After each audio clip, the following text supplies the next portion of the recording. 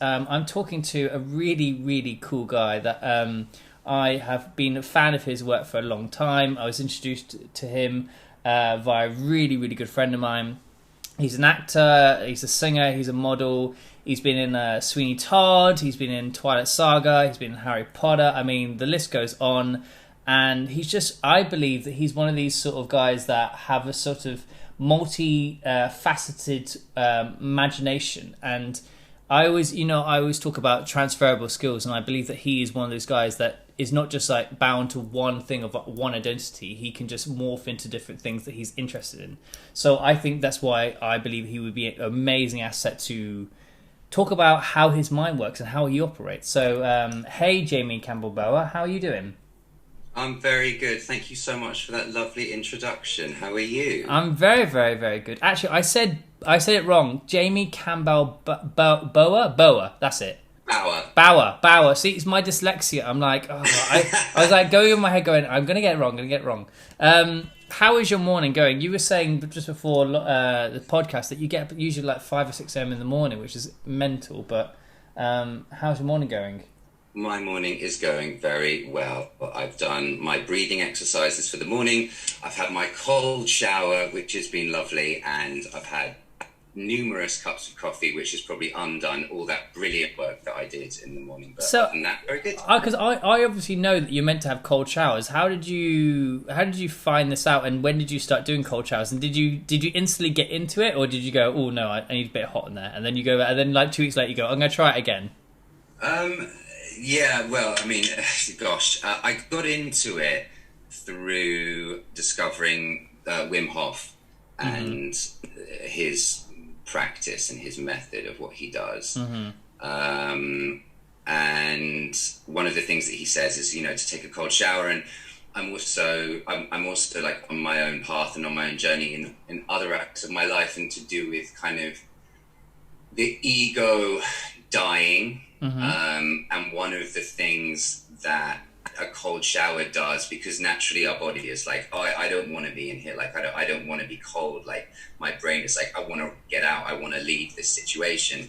One of the great things about a cold shower is that it teaches you, if you kind of stand there and you're like, okay, I'm not leaving. I'm going to be in here and I'm going to get used to it, and I'm going to breathe in peace and out with stress.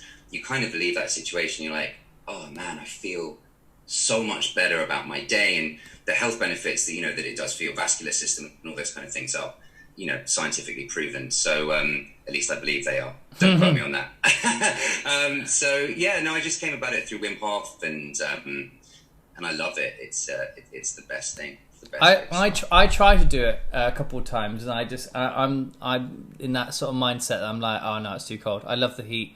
I'm that person that I'm like, if we are in some sort of cold country because I'm over there shooting or whatever, I'm like, this is just horrendous. But when I'm in LA and it's sun, I'm like, oh my god, I'm just such a sunny, like, heat baby. But I know it's really, really good for you to do, and to have ice baths and that sort of thing. Yeah, totally. I want to take it to that like next level of like extreme training. I think would be really, really good. There's a guy over here, we were watching a show about him the other day. He's a surfer called Led Hamilton, and him and his wife have created this whole kind of training regime that goes around ice baths and breathing techniques and underwater training, and heating up your core temperature as well as dropping it down again, and then paddleboarding and all this kind of stuff. And I want to take it to that like next level, because at the moment, like, yeah, I do my breathing exercise and they're amazing and I love them, and sometimes they'll be 10 minutes, sometimes they'll be 40 minutes, and I do my cold showers. But in terms of like sitting in an ice bath for like 30 minutes, I'm yet to do that, and I really want to do that, because I'm all about like, how far can I push my body. It's kind of great. So are you like that in all facets of your life then, about how far you can push your mind and your body? Oh my god, yes, 100%. 100%. I've always been that kid. Like, I've always been, for better or worse, in my life, I've always been obsessive. Like, just 100%. If I find something that I like, I'm gonna go for it until I sort of break, which is great, and I love that about me. But there are other parts of it too that in my life, that obsessive nature has certainly caused me in parts of my life harm, and I had to recognize where that was coming in and go, okay, well, stop that and focus on focus on using your obsessive nature for the betterment of yourself. But always. So I want to know where did it all start from the beginning? Because I know you went to like National Youth Music Theatre and National Youth Theatre, which I did when I was younger, and I think a lot of people do who are in the theatre arts when they're younger. There's nowhere else really to go apart from these two brilliant places. But was you always in it? Is your family in it? What's the journey? Gosh, so my parents are in the music industry, and my mum's father and mother. My mum's father was in the music industry as well. He actually worked for the BBC way back in the day, but was always a really, really talented pianist and musician, and ended up taking his organ FRCO, which I've been told by people, or my mum, that is like one of the hardest examinations that you can take for music, and it's organ based, so you're using your hands and your feet at the same time. So music and creativity has been in our family. It's been the way our family has kind of survived for generations now, on my mother's side. And then on my father's side, his dad was actually in the army, in the Air Force, and dad ended up kind of falling into music in his 20s. He went to Australia on his gap year, like he just wanted to go traveling before he went to university, binned off university, stayed in Australia, and then came back and started working in the music industry. Okay, that's where to go. Yeah, right, exactly. Mum always gives him so much crap for it as well. She's like, you never went to university. And he's like, I did the University of Life, whatever. Yeah. Which I think is great. So that's like it's kind of genetic, I suppose, in the sense of like epigenetics in our family. I think like when I was a kid, my parents saw in me a desire to like perform, and I was watching some old videos of me when I must have been like maybe 9 or 10. So when we first moved out of London, maybe younger, maybe 8, and it's my brother's birthday, and it's his birthday party, and all his mates are there, but somehow I managed to like lead a procession of these young children around the bouncy castle, and I'm there like at the front, like marching, like come on everyone, and they're bless them, they're following me, and so like I think my parents saw in me like a desire for performance and a kind of like inner fire that was fueled and nurtured through performance. I remember as a kid, like my best friend, who's now, I think he's now a writer, and I think he's now developing. We haven't spoken for a few years, but not because anything bad happened. Just FYI, it's just one of those things where you grow up, you lose 8 or 9, and you move away. Yeah, and you lose collection and that sort of thing. Yeah. He's a writer now, but I remember when we were about 8, we had like a air guitar band, and it was around like when that song 3 Lines on a Shirt was out, and like Britpop was happening, and we made our parents come and watch us like perform this like version of this song that we just done in our living room, and so for me, like, it was always just something that I gravitated towards, and marry that with the fact that like my parents love it, and it's been in our family for so long, and they were like, okay, when I was a kid, they took me to go and learn violin. It was the first instrument that I learned, and I learned through Suzuki method, which is learning by ear, and you marry all those things together, and it was just kind of like a perfect storm for something to happen. And it was kind of the only thing that I ever really wanted to do. So we moved out of London when I was 8 or 9, and I moved to Hampshire because Mum and Dad had found this amazing school that they wanted to send me to.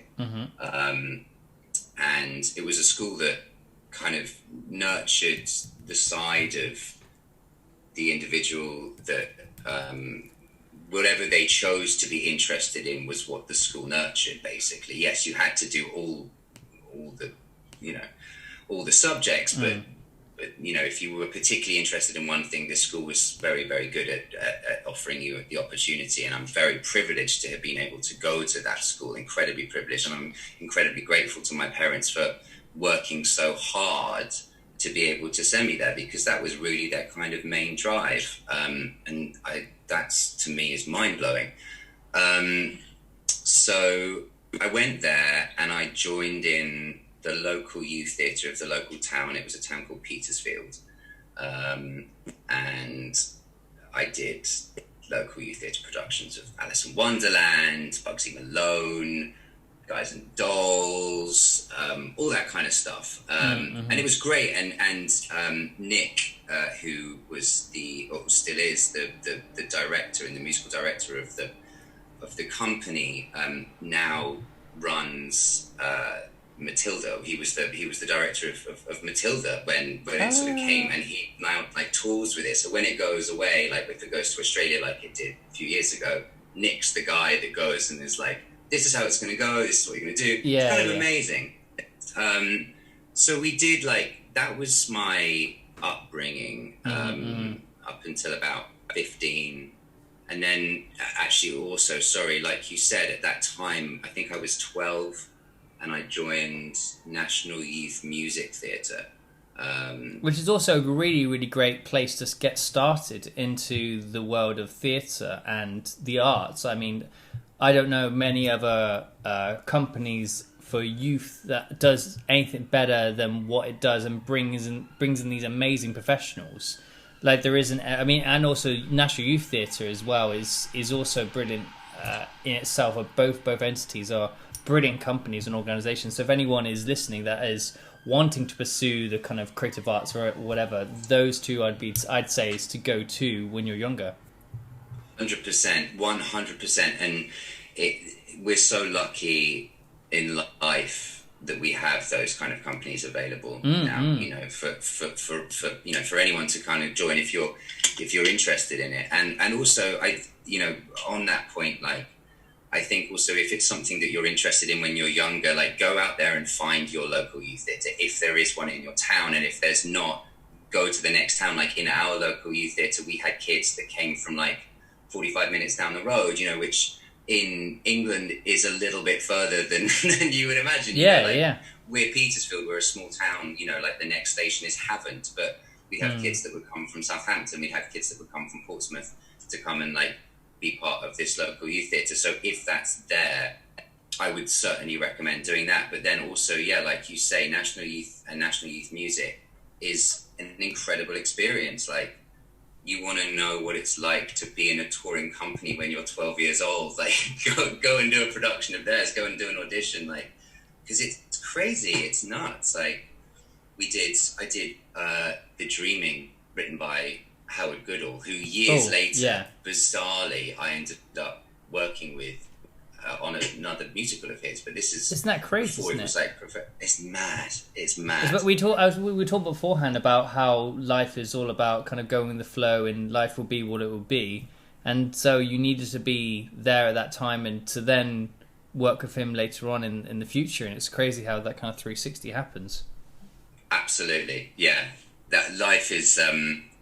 life can be very cyclical like that. And it's all about, like, are you awake to that? Are you awake to the process of life happening, or are you trying to control everything that happens to you? It's weird. Yeah, because you can't actually control anything in your life. The only thing you actually can control is your reaction.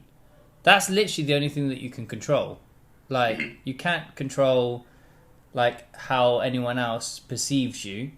You can't control how people move in their own space. You can only control the decisions that you make, but also the reactions to what is actually happening around in your space. That's the only two things that you can control.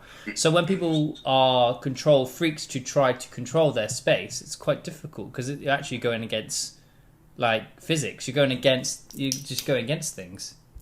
Right. You've just summed up some of the most important books that I've ever read in about 30 seconds, which is really interesting. It took me a long time to understand that. And I think that one of the things that for me is very interesting is when I talk about like what can I control within myself rather than controlling the outside world, it's like, what's my response to things that happen to me? If I'm responding with like taught trauma or taught fear, then the cycle's just going to continue to repeat. Whereas if I like dive deeper into what's actually going on, what I've learned, be able to like move and breathe through that and come out the other side, the connection that I have to myself is so much deeper. Because we all know when we're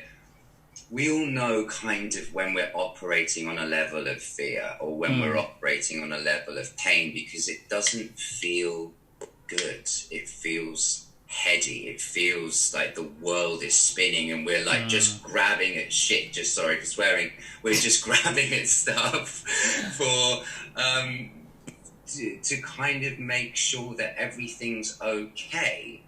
But if we like take that moment to kind of settle a bit more,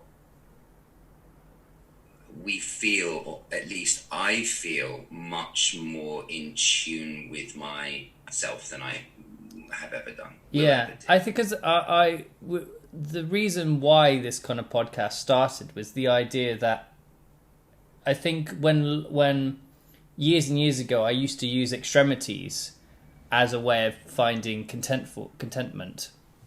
And I would grab things out of my own space because I felt that's what I needed. It's like when you feel sad, people buy stuff, and actually that's not the best way to do things. Or they self-sabotage situation because actually they're not internally unhappy with themselves.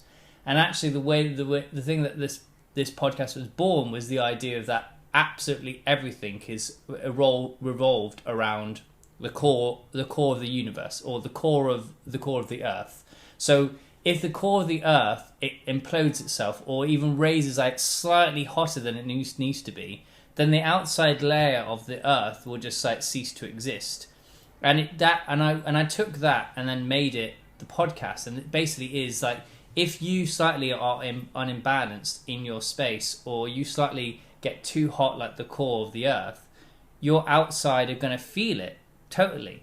So you really have to be as cool and calm as collective as the earth's core, and be really one with yourself and find that neutral space for it to kind of like make its magic, make its thing work. And then all the other things that happen on the earth's crust, like the ozone layer and all that sort of thing, will do its job. But actually the most important thing is the core of the earth, which is the core of you.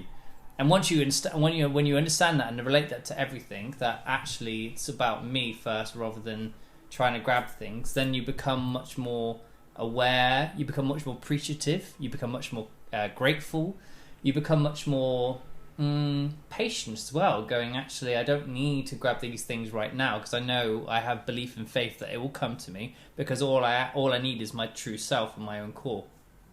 That's beautiful. There's very little else that I could add to that other than like I 100% agree. Interestingly, like on a personal level, when it comes to that, I think that so often I was having this conversation with my girlfriend just before, because me being me, obviously I'll try and rehearse before I do anything. But I think, I think we live in a world now that is so often immediate. It's immediate. It's now. Yeah. And it's against our nature. And I've listened to other episodes of the show, and I know that you've spoken about this before, but it's very truthful. It's a very true thing that because we live in this consumerist society, to remain like cool, calm and collected at all points in time when there's somebody pointing a finger at you going, buy this, or like, do this, and you're like, like, I don't know if I can, man. Like it freaks me out. It freaks me out. So what I needed to do and what I need to do on a daily basis is find things that like connect me to me. And it's interesting talking to somebody like you, and you know, like you're a dancer, you know, and that is, for me, is one of the like dancers, singers, musicians, directors, all of those people, actors, anyone sort of creative who's in charge of me, I love them because they're so in tune, particularly dancers are so in tune with their bodies. You know, if you're going out onto a stage and like doing a performance and you're crazy, like all these thoughts are going on, you're unlikely to be able to connect to the movement that you're doing.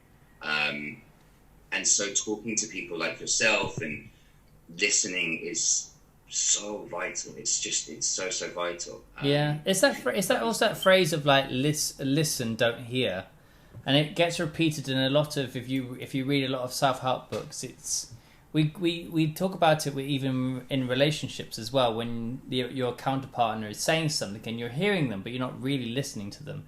And it's the same thing when you're talking about listening to the universe and listening to opportunities and things that are presented in your space. Sometimes you hear it and it comes into your space. It's like, I give example like a homeless person. Like, for instance, if they come up to you, sometimes they come up to you in the street, and actually you have a stereotype of what they're already going to ask. They think you're going to have money or whatever, but actually all they might just want is a bottle of water. Simple things like that. So you're hearing them, but you're not listening to them. Because what they actually are saying is, help.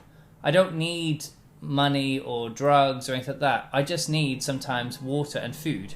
And actually, if we take that moment to really listen to those opportunities that are coming our way, we can actually respond in a very positive and enlightening, and also, I don't know what the word is. Is it like an uplifting feeling that we've actually reached out into our space and actually listened rather than just like heard it and then carried on.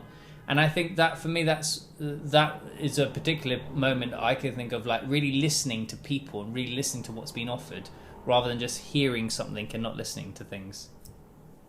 Yeah, that goes back to the point, I think, about like unlearning your taught behavior and your immediate response to things.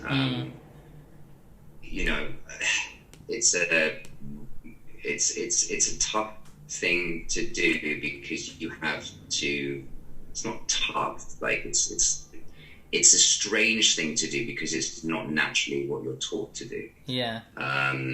But unlearning all that behavior that's been passed down through generations, whether or not you're conscious of it at the time of doing it, is kind of the key to living in a world where you're connected to your fellow human being on a much deeper level than just perception.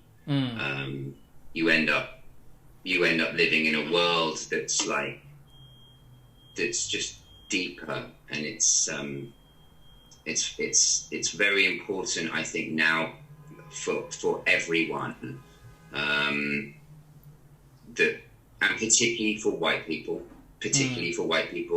that we start to look within ourselves. There's so much talk now. You know, people are posting things on Instagram and all this kind of shit, but like, unless you're actually sat down and confronting yourself with your own history and your own taught racism, you're not doing anything. You're not doing anything. You know, I can sit here and I can go, oh, I went to a school and I grew up in an environment where, you know, where we were all one and everything was beautiful and sure, fine, great, whatever. But the truth of the matter is that, like, systemically and throughout history, you know, people have been suppressed by other people, and those people who were doing the suppression were my ancestors. So what have I learned from that? What is it that I've learned from that? Do I consider myself above anyone else? God, I fucking hope not. But if I catch myself doing it, I better make damn sure that I'm, like, changing that. And that's the confrontation that we need to be having with ourselves on, like, a daily basis, to be able to be more aware of. Because it's also like, I've been going into, like, kind of like the idea of TV and film, for instance. For example, like with this whole kind of ancestral heritage of, like, suppressing different cultures and different different people who are being judged for who they are, whether it is if you're trans or anything. Do you, because you are a person of brand identity, because you are your brand, where someone else who's a creative director for an agency and they are not their brand, they are representing a brand, do you feel that sometimes when you're working within the commercial mainstream sector of entertainment, that you are making sure that you are doing your bit for what you know you should be doing in opportunities that are presented for you, where, for instance, some actors are turning down jobs because it's the right thing to do, because someone else should be in this place. Does that make sense? 100%. Being conscious of the working environment that you're in, in order for the betterment of society as a whole. Yeah, I would like to say that I am. I would like to say that I certainly try to be as aware as possible with anything that I put my name to. You know, that has to be at the forefront of our thinking. I think the other thing that I have to make sure that I'm doing is that the companies that I choose to work with, the people that I choose to work with, are they also representing what I believe in? Are they giving platforms to those people that need platforms given to ultimately?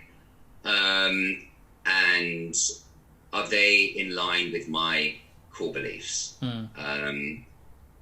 Again, like, kind of going back to it, it's a weird thing to say, but going back to it, I think because we live in this world of, like, commerciality, and the idea of success is so based on financial worth, it's very easy for us all to get blinded. It's very easy for us all to end up going, oh, someone's offering me a job. How wonderful! Like, great, I'll take the job. Thank you so much. But it's not about me at the end of the day. It's about the world in which I choose to move. And what can I do to do that? And I'm not going to sit here and say all the things that I do and the things that I believe in, because ultimately, like, that's up for every individual. That's literally up to every individual to decide. But I'll say one thing, like, I work in the music industry, and you'll find that women are vastly underrepresented within the music industry and the touring industry. And one of the things that we decided to do, not even decided, but one of the things that felt right for us to do, and part of my core beliefs, is, like, let's get more women into the music industry. Like, let's make sure that when we're making decisions, that are going to be good and going to be for the betterment. And, so let's just make the choices that we need to make to be able to show the representation where it's needed. And it's not, that makes it sound like it's considered and you know, like we all sat round, had a powwow at a table and went like this. But the fact of the matter is that like you need to be making these decisions, you need to be making these choices in order for things to actively change. If you don't change anything within the environment that you're working in, nothing else is going to fucking change. This is so those are, you know, that's an example of kind of where I try and do my bit. And I think as well, like for me, mental health and suicide in young men is something that I've, you know, been around in my life, and has always been something that I've wanted to shine a light on, and I've always wanted to kind of change the narrative about mental health. And it comes full circle to this idea of love. You know, ultimately the idea of love should be the core fundamental belief of the society in which we exist in. You know, true love. I look at you, I love you, and that's great because you are a human being and I am a human being. This is why we're here. This is what we're doing. You know? Doesn't matter where you live. It doesn't matter where you went to school. It doesn't matter. Fuck that. I don't care. Just don't care. So the narrative that we see in the media about mental health needs to change, and it needs to change now. It needs to change now. Yeah, and it's about saying, raising your voice though, and actually making it more apparent and more aware, because obviously it's that kind of like, I don't know if you saw that campaign a while ago. We had two different faces of the same people, and they were like, which one has a disease or whatever. I mean, if you could call a mental health a disease or an illness, sorry. And it's the same face. You would never ever tell, but actually everyone suffers from mental health, whether it is like a small little kind of anxiety thing or to like a full-blown panic attack. And it's just about talking about it. And I know personally that I suffer quite a lot from anxiety, and I think that's what self-help books for me 7 years ago helped me a lot, like to understand how to deal with anxiety and how to find tools to go, when I'm feeling a bit meh, what do I need to do to counteract that to make me feel okay again, and to strengthen my mind. But actually it's about, once I'm educated myself, it's then doing my part and actually spreading the good message and actually giving the knowledge out to people as well, and also representing, going, hi, I also have anxiety, it's cool, like we can talk about that. And I feel like maybe like in that last 2-3 years that it's okay to be like, I'm feeling a bit, I go on to a job or whatever and I'm feeling a bit meh, it's like from a mate's point of view, and it's totally fine to say that now. I think I don't feel it's like a stigma anymore. For me personally, I think it's a very talked about thing, but I think we need to talk about it even more and just explain what tools you can do to help each other. 100%. Yeah, there's so many things, but I think again it all whittles down to kind of like taking ownership over your space. Whether it is like you being much more careful of how you pick your collaborators when you're in the music industry, and making sure that people are best represented, or whether it is working in films and going, should I really be cast in this role? What would an audience believe that this should be? Am I getting this because of the right reasons? All these sort of like conversations that you need to have with yourself, and to implement that and own that within your own space. I think, because you can get so blasé between the fame, money, the progression of social status, all that sort of thing. When you work in the entertainment and the music industry, it's really difficult. Like because obviously, when you are your own brand, like you have your team around you with your agents and managers and whatever, and you have a strategy of, I want to be at this point, so your agents get you things and align for this point of whatever. But how do you? It's how do you keep grounded and keep ownership of the space and making sure you're making the right moves for not just for yourself but for the space that you're occupying. Does that make sense? 100%. It's about listening to yourself. It's about listening to your gut. That's all it is. Ultimately, at the end of the day, it's just being in tune with yourself. All these things that we've learned about social status and financial, they're all created by the darker side of man. Ultimately, there's a truth that exists within you, within me, within everybody on the street that you walk past, that is much deeper than the societal structures that we've put in place. And it's about tuning that noise out and tuning into yourself. And for each person, that's a different thing. And the thing that works for you may not be the thing that works for me, and vice versa. But at least having the conversation about it is the most important thing. And this is the primary purpose of any artist, at least any creative person that I've ever encountered. It should always be, am I connected to myself enough to know exactly what it is that I'm doing? Or am I being an arsehole? But was there a point that you felt that you weren't connected to yourself? And if there was, how did you find yourself in a very non-cheesy way? But do you know what I mean?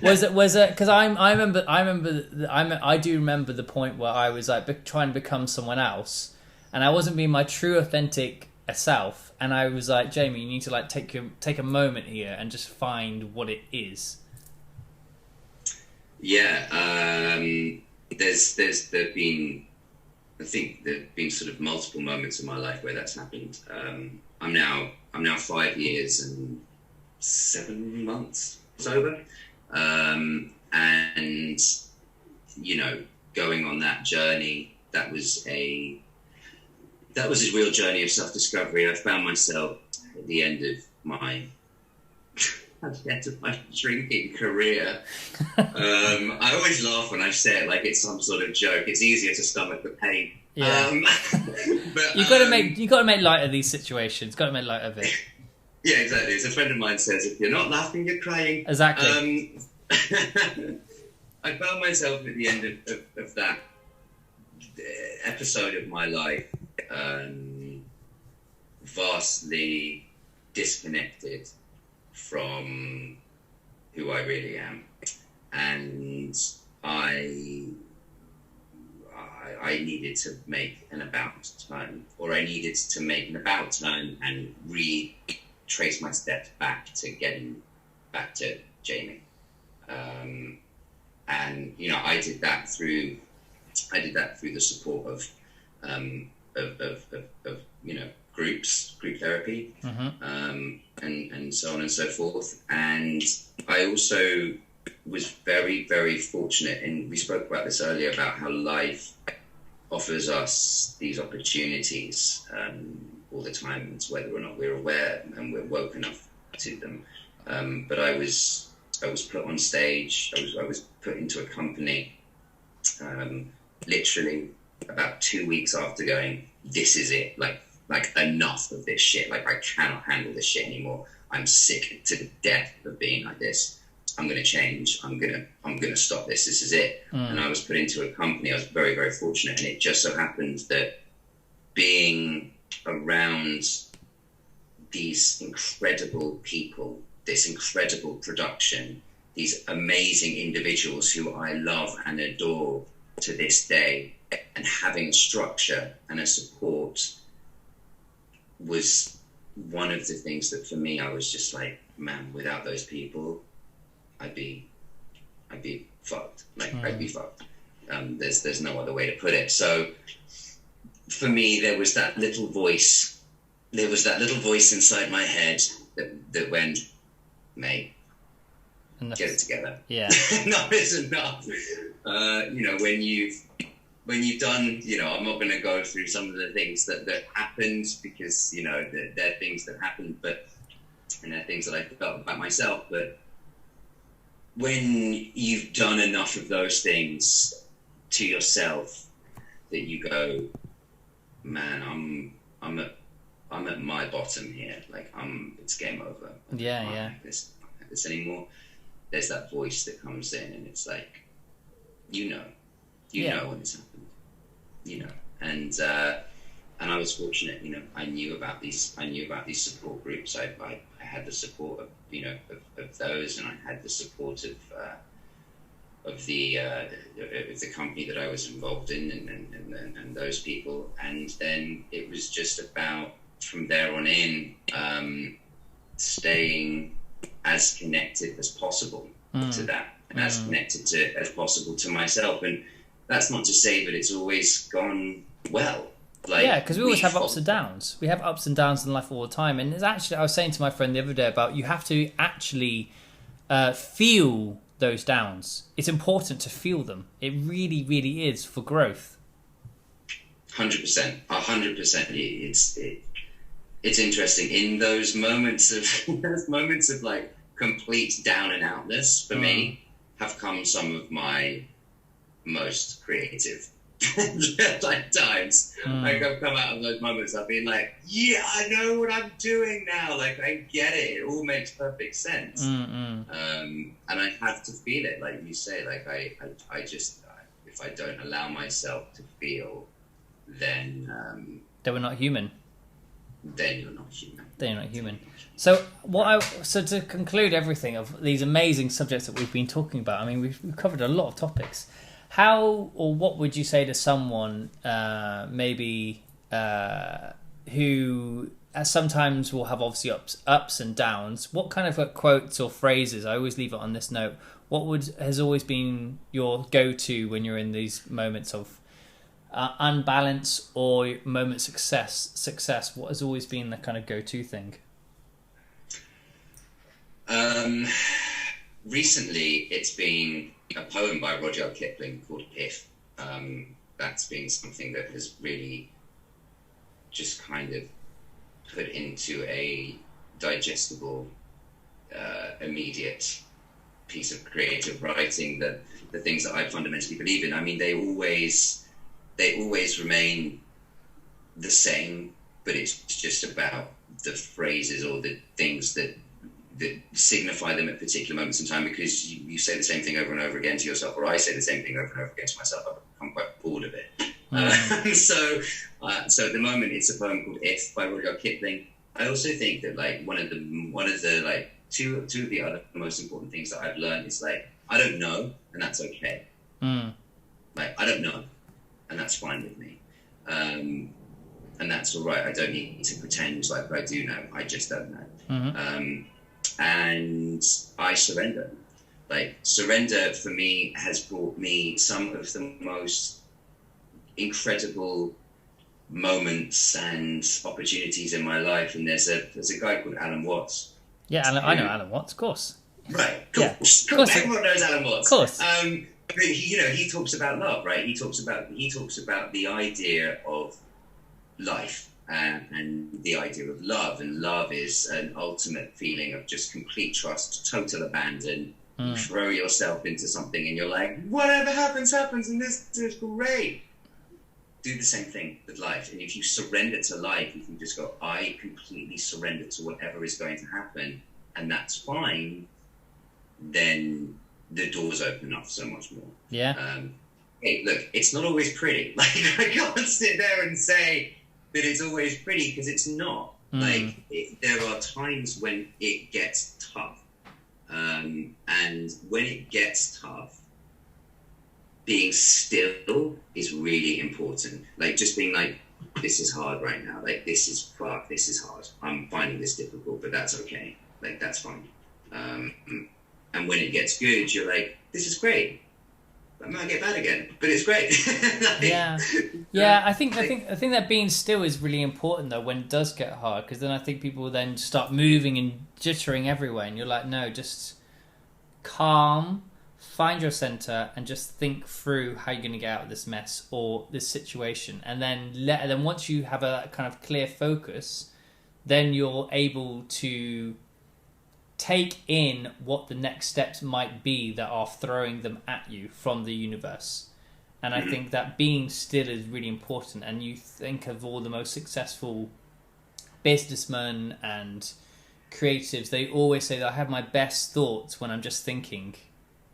Like, I have an hour to myself and I just think. Like, I think Bill Gates does that, or like some other famous person. They, before they do any big deal, they just think for like 2 hours. Just think every move. And it is literally that. I think if you're moving at 200 miles an hour, you can't really assess where you physically and mentally are when you're in those times of down. So I think being still is really important, and to really take that opportunity to really find that rootedness, because it does get hard. Life does get hard. I mean, life can be really terrible and life can be really great, but again, it's about going for a ride. It's like that song. Is it Roller Coaster Ride? And life is a roller coaster. Yeah, but you're just going to ride it. Ronan Keating. Yeah. Love that. They're like, it's like I connect myself to songs that I just go, that's a song I need to listen to now, because I think it's so right. Some of these songs that are just like, life can be shit, but actually it's a beautiful life, and we should be living it, and we should be embracing those moments. And life would be really dull if life was just perfect and everything went well. And I think it's so funny. The people who are really successful, in quotes, who are doing their thing, have always said that the struggle was amazing because it got me to where I needed to be, and it got me to be humble and to be grounded. But people who are, I don't know, from like money and I don't know, that sort of thing. I don't know. I don't personally know these sort of people, but like as a one-to-one, but I can't imagine if they've been given everything how it must be so rewarding, or a place of fulfillment or contentment if they're in that sort of place. I don't know. The struggle is part of life, and you learn your best. I've learned the best things that I know about myself through the hardest times. That's certainly something that is present with me today. Is just learning when I'm learning about myself in hard times. Yeah. Well, I want to say thank you very much, because it's been, I knew this was going to be like this. I knew it was going to be very satisfying for me to chat to you. I think you're so connected to yourself and your space, and just space an artist. Because I didn't know you beforehand, but I had a vision of like who you kind of were, and I was very right, and it's been a pleasure to chat to you and get to know you a bit more, and actually to know how you think. So thank you very much. You're so welcome. It was my pleasure. Thank you so much. I'm on the verge of tears.